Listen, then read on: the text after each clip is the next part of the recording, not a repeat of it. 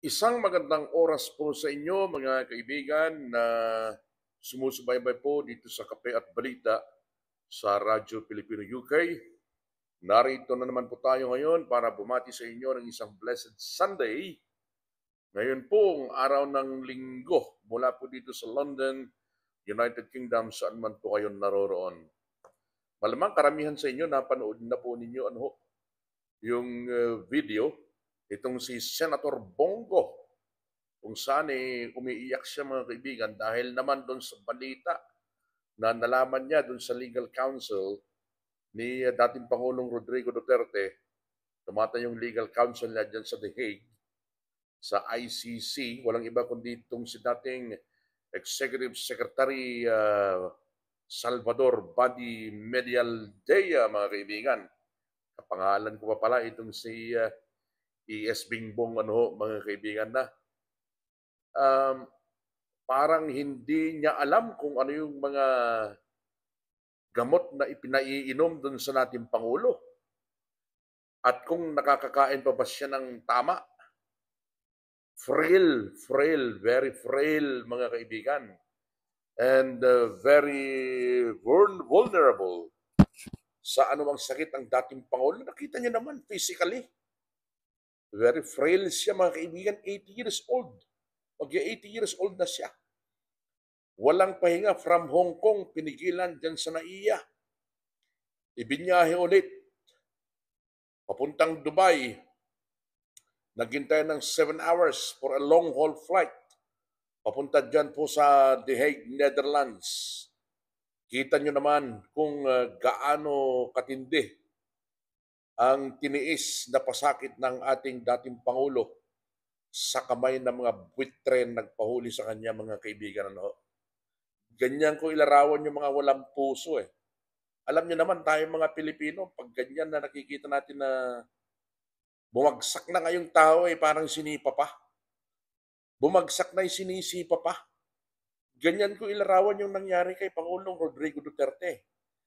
Yung mga tumalikod sa mga pangako sa kanya. Itong si Bonget, my God, nandyan pinost ko sa Facebook, yung nakuha nating kopya. Nung sulat nga nung 2023, address to the office of the Honorable Vice President Sara Zimmerman Duterte through the office of Executive Secretary si Bersamin ngayon, mga kaibigan, permado ni Bonget.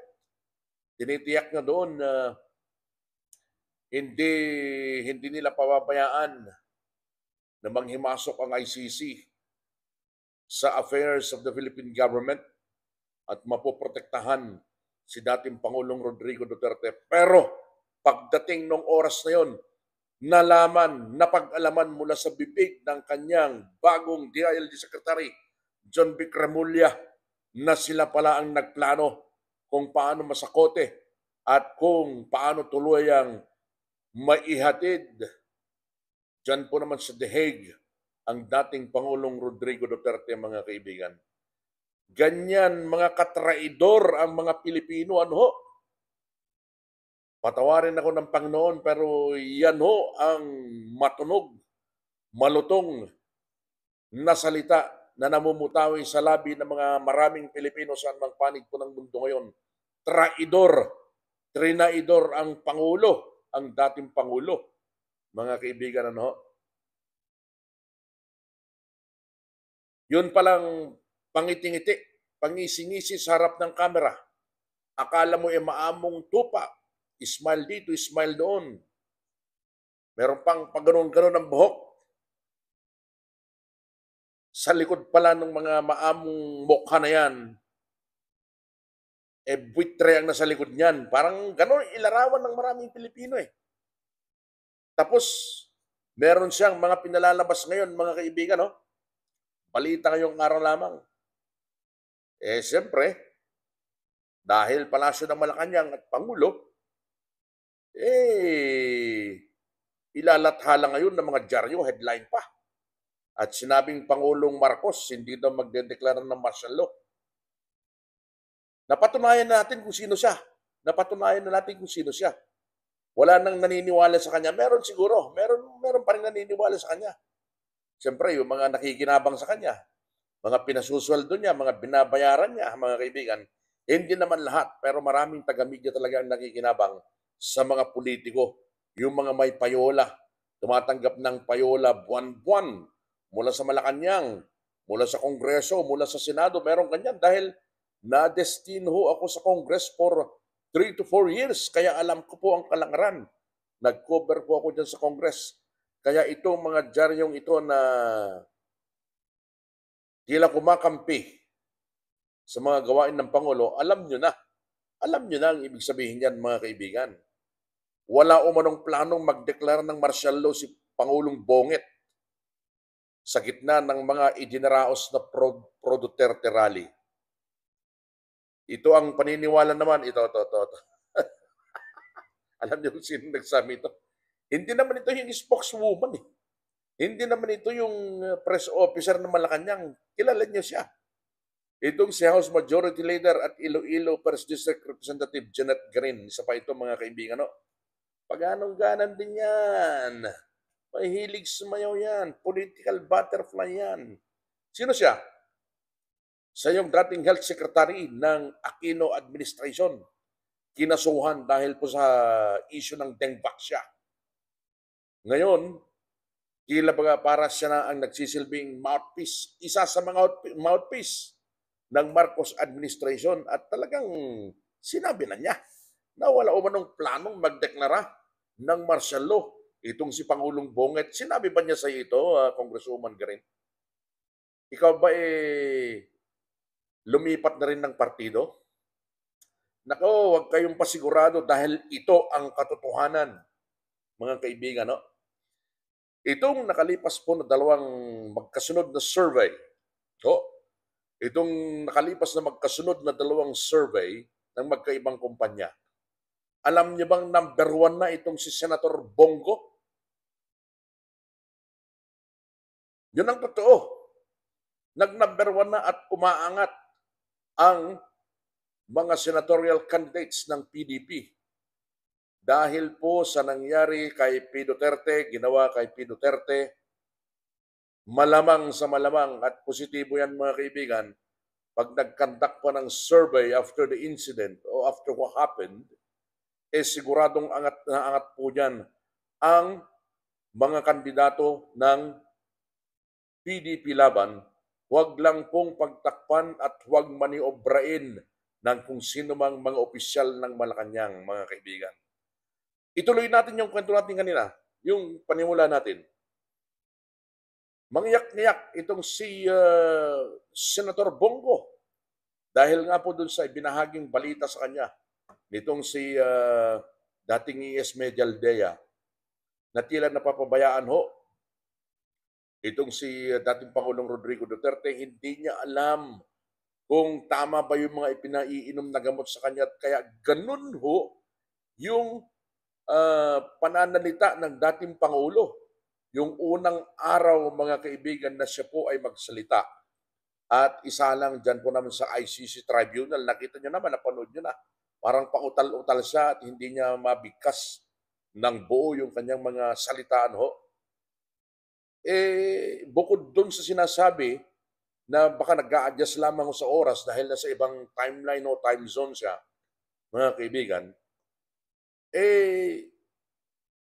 malalang ano yun malalang effect yun dahil ibig sabihin, hindi lang yun ang dahilan, kundi dahil nabanggit na hindi niya alam kung tama yung mga pinaiinom na gamot sa kanya, mga kaibigan. Ang masaklap nito, hindi naman natin sigurado, pero merong lumulutang na baka nilalaso na ng unti-unti itong si Pangulong Duterte, mga kaibigan. At gusto nilang tuluyang mawala. Ang tindi, ano? Pero alam niyo ba, marami na hong nakakabalita. Kaninang pagpasok ko sa trabaho ko, may kulig ako dito na Somalian, mga kaibigan. No? Sabi niya, oh, by the way, buddy, what happened to your president in the Philippines? Pinaliwanag ko sa kanya, it's all about politics, mate. Sabi ko sa kanya, Because the president running the country now is a weak president, sabi ko sa kanya. It's all about politics. Sabi ko sa kanya, yung isang leader, kilalang leader ng kilalang bansa sa buong mundo, na naglunsad ho ng malakihan at malawakang digmaan sa isang maliit, mga kaibigan, na bansa, na kalapit niya. Sinampahan din ng kaso, inireklamo dyan sa ICC. Daan-daang libong katao ang namatay dahil sa inilunsad niyang digmaan, mga kaibigan, hanggang sa kasalukuyan. Bakit hindi magalaw-galaw at hindi masakos-sakote ng ICC, mga kaibigan? Ito, babanggitin ko na itong si Benjamin Netanyahu, Israel Prime Minister, mga kaibigan. No? Nababalita naman, hindi lingid na daan-daang libo ang napapatay ng inilunsad niyang digmaan dyan po sa Palestine, di ho ba? Kinasuhan ng mga abogado dyan sa ICC, mga kaibigan. Bakit hindi siya magalaw-galaw? Iisa lang ho ang sagot dyan Dahil hindi nakikipag-cooperate yung Pangulo ng kanilang bansa. Dahil si Benjamin Netanyahu is Prime Minister siya. May Pangulo ang Israel, mga kaibigan, mas mataas sa kanya.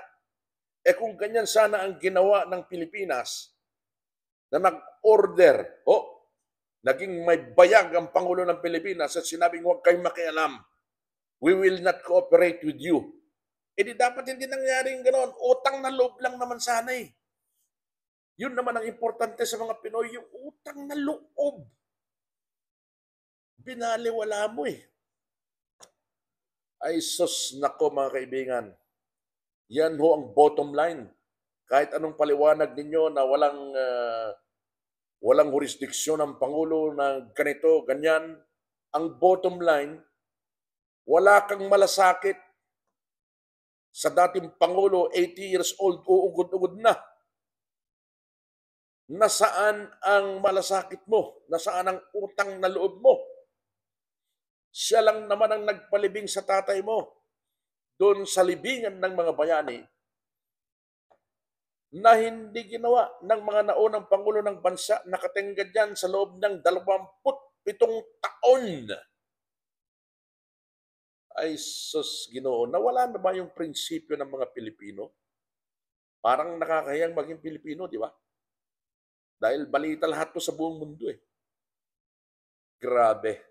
Ito pa mga kaibigan, bukod sa iba't ibang panig po ng Pilipinas, iba't ibang panig po ng mundo, dumarami ho yung mga nananawagan na ibalik sa Pilipinas ang dating Pangulong Rodrigo Duterte. Pinakahuling nakita ko yung grupo ng mga Pilipino sa pagitan po ng West Virginia at ng Maryland dyan sa bansang Amerika. Mga kapitbahay ho yan ng Washington DC kung saan nakaupo itong si Donald Trump dyan po sa White House. Nagkumpul-kumpul sila, ang dami nila, winawagayway ang kanilang mga placard, ang kanila pong bandila ng Pilipinas at sinasabing pauwiin ang Pangulong Rodrigo Duterte, stop foreign meddling. Ganon. Hindi lang sa Amerika yan. Saan mang panig po ng mundo, ang lakas-lakas ng panawagan ng napakadaming tao, mga kaibigan. Diyan sa social media kayo manood. Diyan natin subaybayan ang lahat ng mga balita dahil karamihan sa mga mainstream media ngayon ay hindi ibinabalita ho ang mga yan, mga kaibigan. Patotoo yan nang binanggit ko kanina lamang na alam nyo na ang ibig sabihin yan. Kapag pinigilan ang isang balita, hindi ibinabalita, at yung galing lamang positibong balita ang manggagaling dyan sa palasyo at yun ang kanilang ibinabandera sa kanilang mga dyaryo at ginagawang major headlines ng kanilang mga newscast. Sa mga hindi pa po nakakapag-subscribe sa atin pong Panatuntunang Kape at Balita sa YouTube channel po ng Radyo Pilipino UK, isang subscription lamang po. Masayang-masaya na tayo para po sa mas marami pang mga videos na atin pong ibabahagi dito. September 23, mga kaibigan, ang susunod na pagsalang po dyan sa korte ng ICC ni dating Pangulong Rodrigo Duterte. Sana po, hopefully, soon, very soon,